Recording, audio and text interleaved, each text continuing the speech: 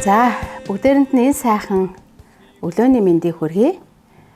За өглөө болгон эзний амьд өгтэй хамт байдаг, хамтдаа залбирдаг итгэлийн ахан дүүс та нартай маш их талархаж байна. Тэгээд энэ цагийг бүгдээрээ эхлэхээс өмнө хамтдаа залбирая. Халелуя Иесус. Хайртай бурхан минь, таньдаа бид талархаж байна. Энэ л сайхан шин 7 хоногийг, энэ л сайхан өдрийг та бидэнд өгсөнд баярлалаа. Өнөөдөр та бидэнд хандан хэлэх үгийг бид баяр хөөртэй, урам зоригтой хүлээж авч, таны үгээр алхаж, таны үгийг хэрэгжүүлэгч нар байхад эзэн минь та бидэнд туслаарай. Урд байгаа бүхий цагуудаа таньдаа өргөж, Есүс Христийн нэрээр бид хамтдаа залбирanгуйлаа. Амен. Амен. За бүгдээрээ Яаков номноос хамт уншъя. Яаков 2 дугаар бүлгийн 17-оос 18 дугаар ишлэгийг за би эндээс уншъя.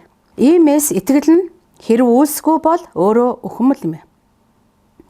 Гэвч хэн нэгэн чинь чамд итгэл байна, надад үйлс байна гэж хэлж болох юм. Тэгвэл чи надад итгэлээ үйлсгүйгээр харуул. Би чамд итгэлээ үйлсээрээ харуулъя гэж. Амен. За бүгдээрээ Яаков номноос өнөөдөр үгийг хүлээж авъя. Тэгэд эндээс бүгдээрээ гол санааг харъя. За итгэл ганцаараа хангалтгүй. Үнийг үйлдэлээрээ батлах шаардлагатай. Үг үйлдэл хоёр зүрх ёсгүй юм аа. Жинхэнэ итгэл бол бодит амьдрал дээр биднээс харагдах юм а гэдгийг бүгдээрээ эндээс хүлээж авъя.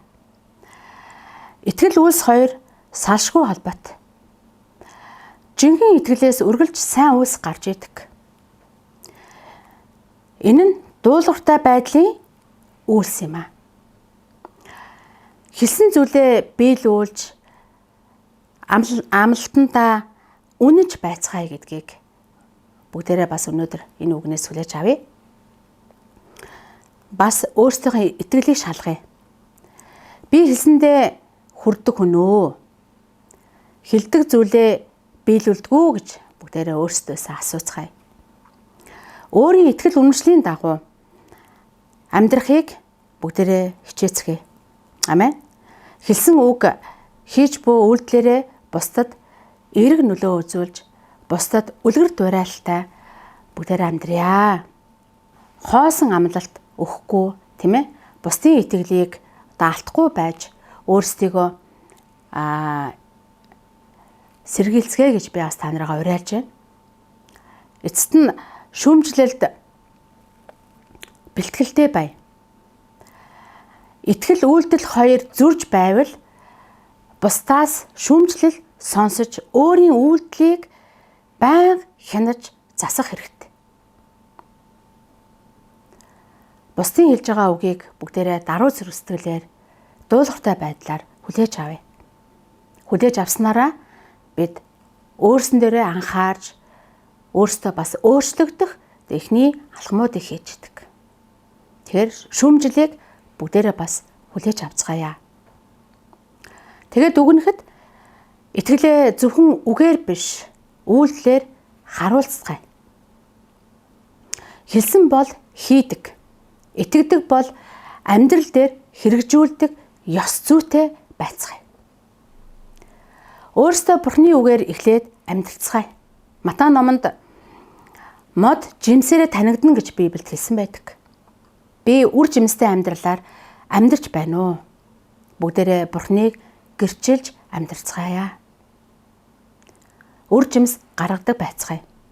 Амьдралынхаа бүх талбарт